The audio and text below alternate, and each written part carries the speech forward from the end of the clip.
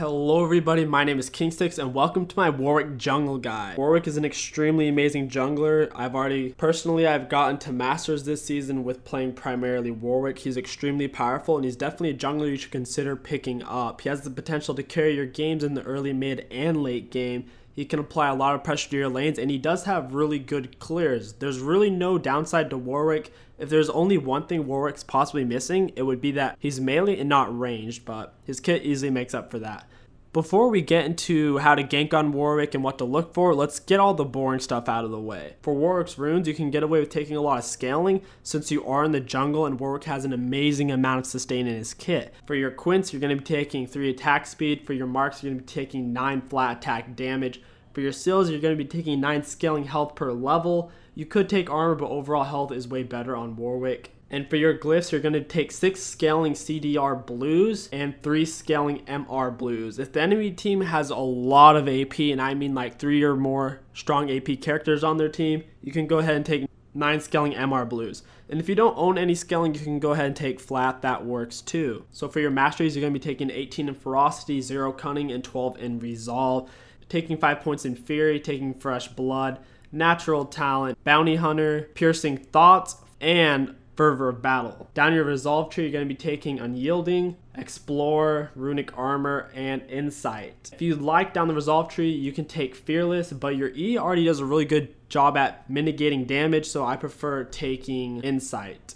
There's no point in taking warrior scars because Warwick has a lot of self-healing, so runic armor overall is going to be giving you way more health. These are the runes and masteries I highly suggest you run on Warwick Jungle. Now let's talk about the items you want to get on Warwick. Starting it off in the jungle, you're always going to take Hunter's Machete and the health bead and the warding totem. You don't want to back before you have 1050 gold, because if you don't have 1050 gold, you can't pick up your team map. You always want to get your team map first item no matter what on Warwick Jungle. It makes your clears absurd, it gives you a lot of damage, and it helps you combo as well.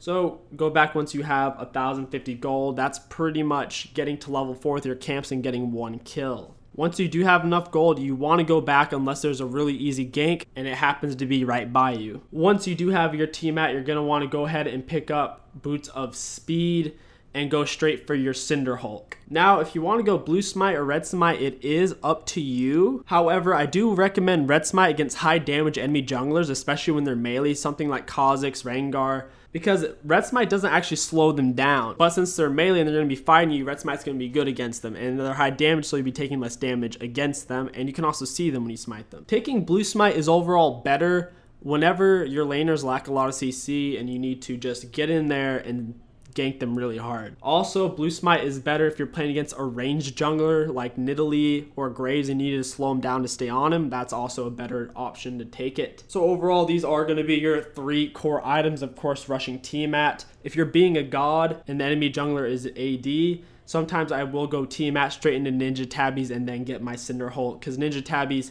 help you against jungle camps. They also get you around the map pretty quick. After you have these 3 core, make sure you upgrade your warding totem into an Oracle alteration as soon as you can, so that's going to be at level 9. Everything after these 3 core items plus your Oracle's lens is highly situational. If the enemy team has a lot of AD and you want to still be able to gank really hard, go ahead and pick up Dead Man's Play. It's going to get you around the map, plus give you a really good slow once you auto them. If the enemy team has 2 or more crit champs, let's say they have Tristana and a Yasuo, or like a Yasuo and any kind of ADC that builds crit, going straight for Randuins will probably be your better choice. It's going to make you take a lot less damage. Thornmail is also a great choice for your 4th item, especially if the enemy AD carry doesn't build a lifesteal item until their 3rd or 4th item. For example, Caitlyn doesn't build a lifesteal item until like her last item, so Caitlyn will just blow herself apart on your Thornmail.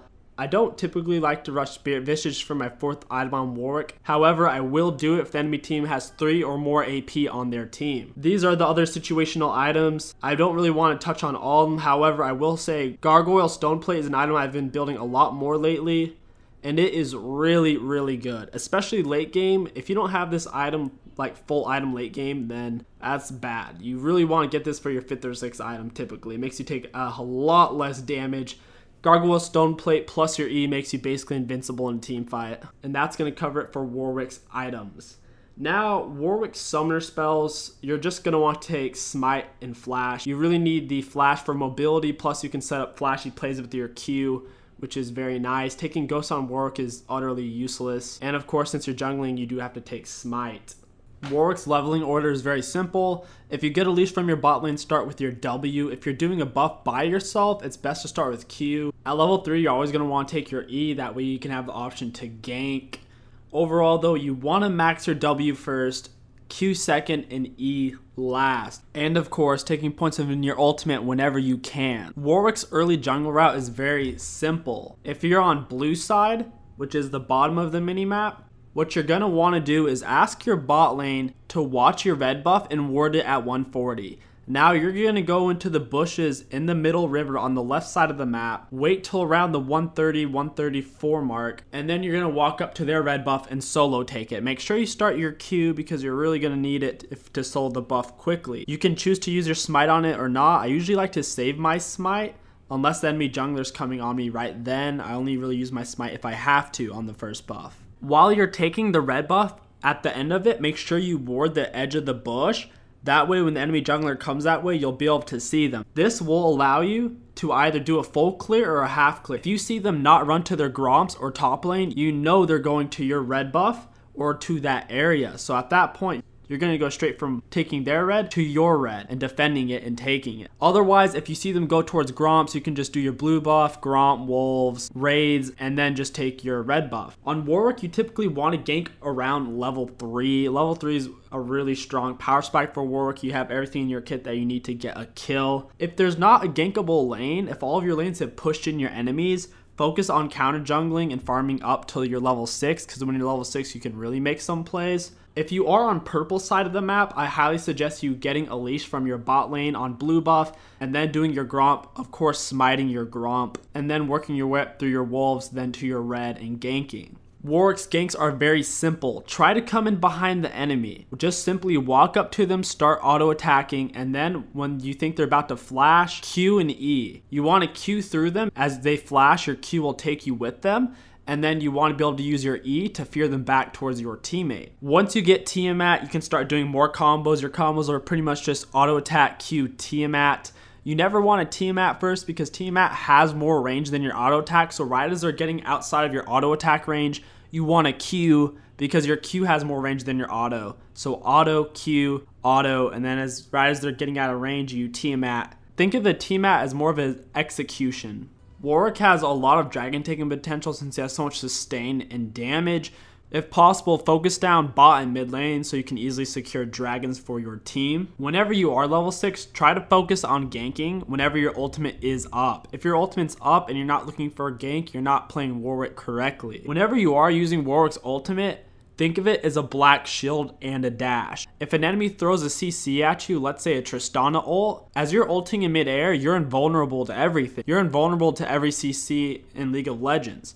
You can't be knocked up, silenced, stunned, or snared or anything. So right when they're throwing a CC on you is a good time to ult. Even if Alistar goes to knock you up as you're doing it, you can't be stopped. The only time Warwick can be stopped is once he lands. Once Warwick attaches to somebody with his ultimate, then you can CC him. But while he's in mid-air and flying at you, you can't CC him. Same with Warwick's Q. When you're queuing with Warwick, they cannot CC you. So a lot of times they'll like dash through a Blitzcrank or Alistar and they'll try to knock you up and it just doesn't do anything. It does damage you, but you don't get knocked up. Try to use those to counterplay their CC. Late game and team fights, if your team's really ahead, you can pretty much just ult anyone on the enemy team, and it's a good thing as long as your teammates can back you up. If the teams are pretty even, decide if your ADC or the enemy ADC does more damage.